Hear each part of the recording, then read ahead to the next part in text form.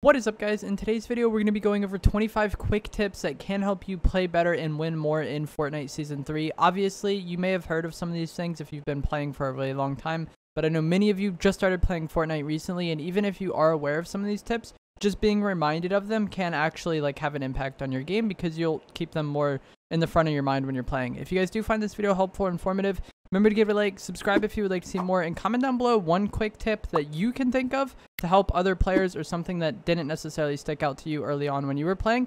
And then there will be even more tips in the comments of this video. The first thing we're going to talk about is that if you ping or mark a vehicle or a hiding location, if there's somebody in it, it won't let you ping it. So if you ever see a car or a porta potty or dumpster, you're not quite sure if there's a player hiding in it, because that is something people like to do. They'll switch to the passenger seats of cars and just chill, or they'll go in those hiding spots. If you mark it, it will let you mark it if it's empty, but if there's somebody in it, it won't let you mark it even if you're right on it. So that could be a quick way to tell if there's somebody hiding in a car, even if you're very far across the map, or if you don't necessarily have eyes on the seats of the car, maybe you're behind it or something. So that could be really helpful. Another helpful tip is that when you kill somebody, their weapons drop fully loaded, and this even works with the grappler in normal modes. So if you're playing arena, I believe the grappler doesn't drop fully loaded. It drops with however many uses it had. But in normal modes, when you kill somebody, even if their grappler had one use left when you killed them, it'll drop at 30. And the same is true of weapons. And one of the reasons why this is really helpful is, one, you can save ammo just by swapping your guns for theirs if they're the same rarity. But if you're getting third-partied, this could be really helpful. Or if you're in a team game mode and you end up thirsting one of them, let's say you used your SMG to kill the person and then you use your SMG to thirst them as well, and their teammate is pressuring you, you could just swap your SMG for their SMG. It'll be fully loaded, and then you don't have to waste the time reloading in that fight and potentially die because your weapon needs to be reloaded. So this could be really helpful in clutch situations, and this is something that a lot of people don't think about. When you are trying to land in Battle Royale, there is a set distance to where when you're that distance from the ground, you get glider locked and you're no longer able to cut your parachute essentially, or you know how you can spam the jump button while you're landing to repetitively open and close your umbrella or glider. Once you reach a certain distance from the ground, you can't do that anymore. And this even works if you're flying over mountains. So when you are landing at a location, you want to glide over the lowest point. That way you don't get glider locked early. So if there's a mountain or a low ground path, you want to glide over that low ground path. That way you're less likely to get glider locked. You don't want to get glider locked because your landing is going to be much slower.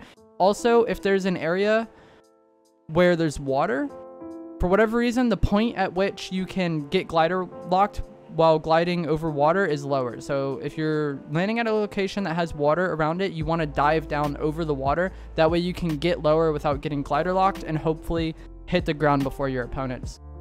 Another tip that you can use to hit the ground sooner or just reposition in a fight is that you can mantle while you're gliding. So let's say you're landing at Coney Crossroads or whatever, and you aren't gonna you don't want to land in one of the buildings.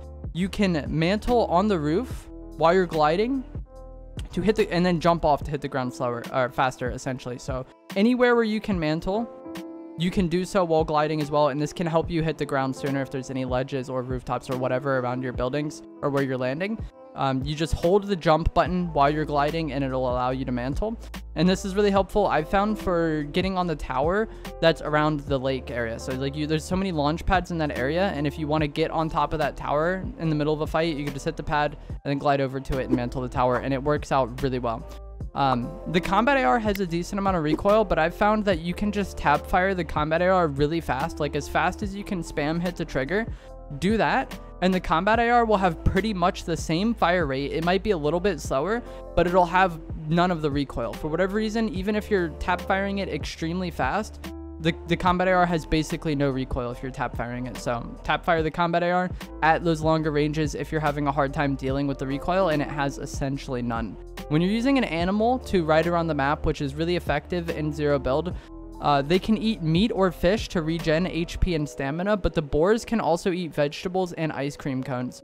So if you are riding on an animal and it's low on stamina for whatever reason, clomberries can help the boars, but fish and meat can help wolves and boars, and this could be really helpful for just keeping your animal relevant in the game for longer. You want to feed them to keep them relevant in the game, and there's so much food and fruit around the map just like with all the coolers and with the different spawns of animals and stuff that you can kill to get meat, you should be able to keep your animal like healthy for most of the game. And I think the animals are really, really effective in zero build mode specifically.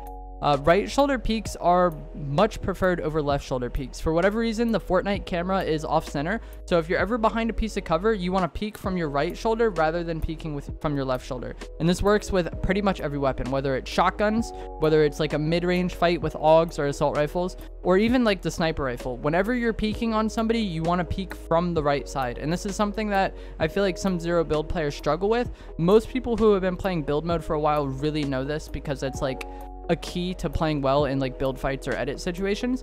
But even in zero build, you use cover a lot, and whenever you're peeking, you want to peek from the right side rather than from the left side. It is a huge advantage, and if you're able to do that, it just, that one tip alone can have like a significant impact on your game. Another thing I feel like that can have a significant impact on your game is that you do not want to be scared to fight people. I know it's kind of counterintuitive to play really aggressive, and that's going to get you killed, but if you start fighting people and get comfortable fighting people, you're gonna be much better off, and you're gonna improve much faster than the players who just spend all game hiding, trying to get a win. And if you think about it like this, if every time you fight you're really nervous and you're not comfortable, how do you think it's gonna play out when you're close to winning your first game? You're probably gonna be really nervous and really uncomfortable. So I feel like it's important to get comfortable fighting and get used to fighting, and then scale up the rest of the game from there. But if you just try to cheese and make it to end game, you're probably not going to be able to kill the final players anyways, because you're going to be scared, because one, you're not comfortable fighting, and two, it's end game. So like people are naturally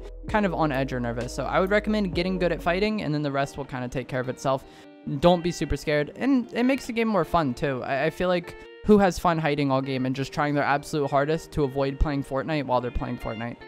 Don't really understand it. There's always heal vending machines at gas stations. So whenever there's a gas station on the map, it is guaranteed heals. So if you're ever weak, this can be your ticket to be able to find some heals, because there's several gas stations around the map, or at several different POIs. Like for example, Greasy, Coney, Tilted, Sleepy, Condo Canyon. There might be more. Like a majority of these POIs have gas stations, and then there's a guaranteed heals vending machine there. You can buy a shield item, a health item, and then there's also a thing you can click to instantly heal your white HP, and this can be really beneficial if you are stuck in the storm and having to run from it. If there's ever a gas station on the route that you can take to get to zone, you'll be able to buy some white health there, and it can really, really save you in a pinch.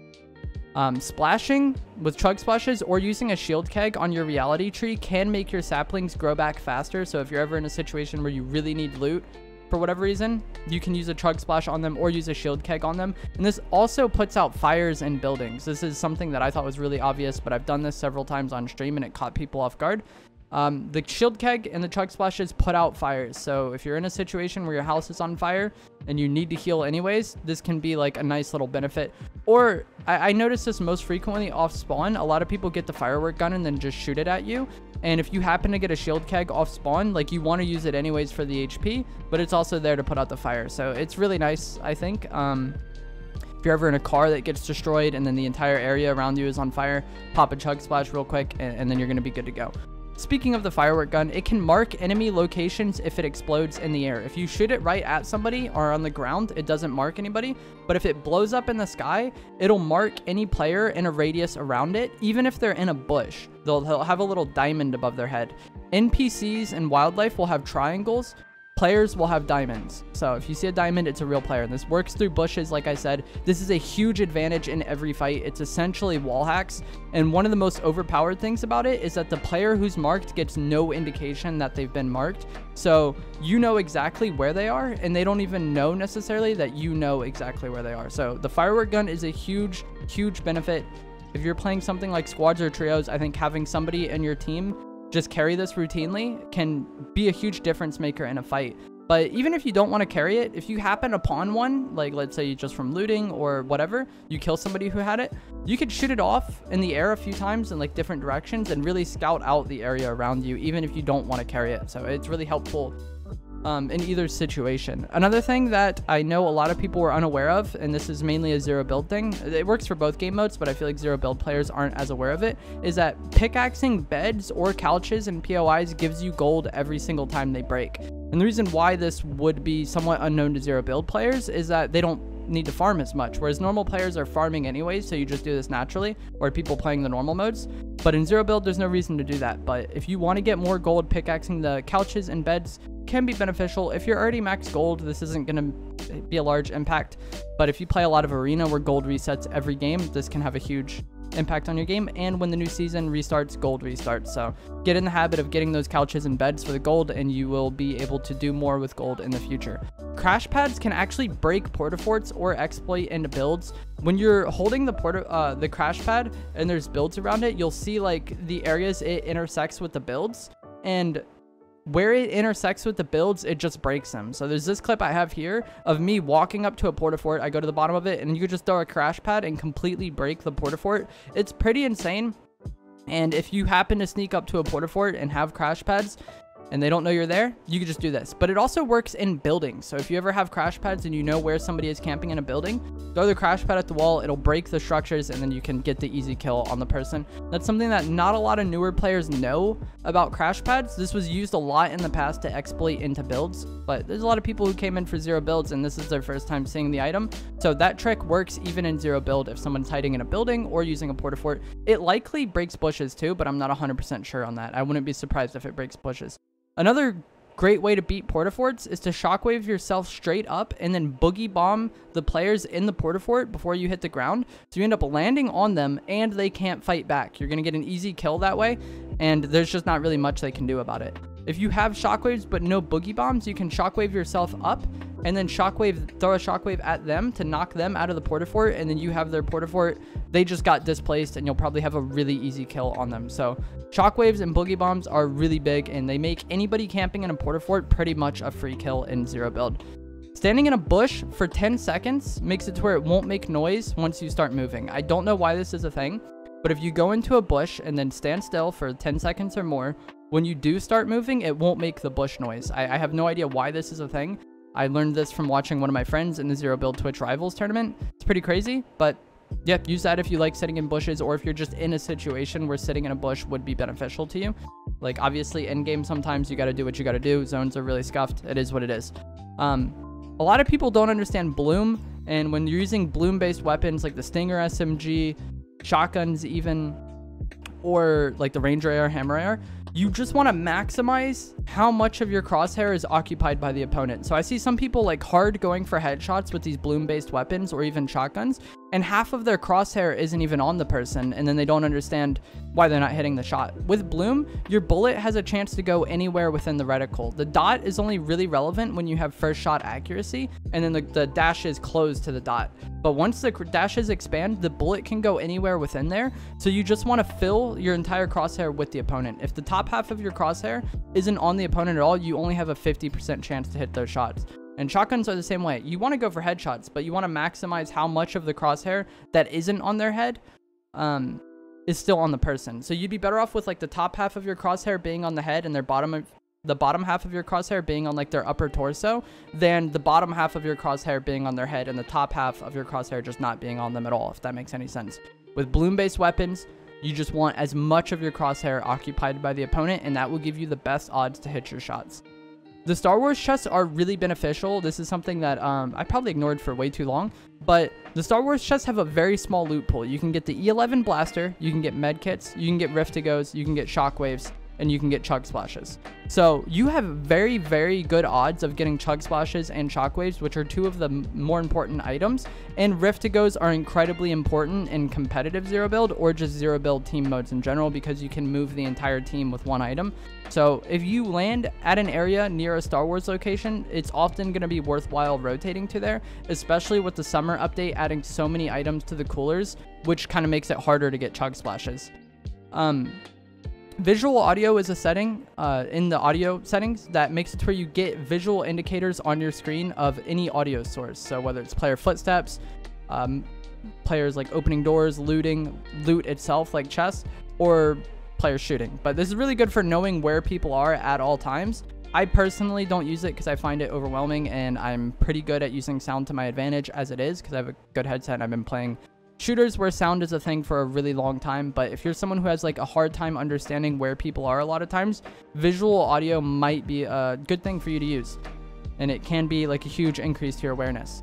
One thing you can do to make no audio at all and not show on visual audio is if you crouch walk while ADSing, you make no noise at all. So if you crouch walk, you make very little noise. You won't show on visuals with crouch walking, but you do make a little bit of noise and some players can hear you. But if you crouch walk and ADS, you make zero audio. So if you are in a situation where you need to be really sneaky, this can potentially be the difference maker.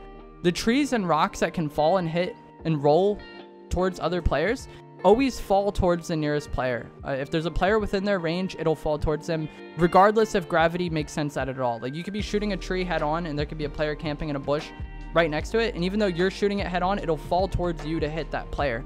And then same with the rocks. And one beneficial thing is you can't damage yourself with your own tree. So if you are in a situation where someone's trying to drop a tree or a rock on you, just shooting it yourself, if you get the last hit on it, will make it to where it won't hit you and it'll go towards them instead. Even if it isn't in range of hitting them, it'll still try to get them, or at least you won't take the damage from it. So if you're in a situation where the trees or the rocks can be beneficial, make sure you shoot them to drop them on other players. It catches a lot of people off guard and it's a really cheesy way to get kills. But even if someone's going to drop it on you and you know you're not going to be able to get away, just start shooting at it yourself and you might get the last hit on it, and then that'll make it to where it is your tree and it'll act in your favor rather than against you. In my opinion, weapon rarity is pretty overrated. It's something that I get asked about a bunch on stream, but most weapon rarities, like for assault rifles and SMGs, only increase the damage by 1 per color. So if you go from like a green AUG, I think it's 29 damage, and then a blue one is 30, but this oftentimes won't even change the shots to kill. Like, if someone is 100 HP, it's gonna take 4 shots to kill with either one. Like, you need to get over certain number thresholds to actually change the shots to kill. The only weapons I really care about rarity with is shotguns, because they get more damage per rarity increase than the other weapon types, but also shotguns are just naturally really inconsistent. They have like varying damage based on how many pellets you hit. So just any increase in damage you get can be a huge benefit for you. So I don't care that much about weapon rarity. It's not the biggest deal to me. I pick weapons based on the weapons that I enjoy using. Like, I would take a white AUG over a gold DMR or a gold hammer AR just because I think the AUG is that much better than those other weapons. So I feel like a lot of times if AR rarity or SMG rarity is determining the outcome of a fight, there was probably other mistakes made that have a much larger impact on that fight than the weapon color, but people just tend to focus on weapon rarity because it's just something out of their control.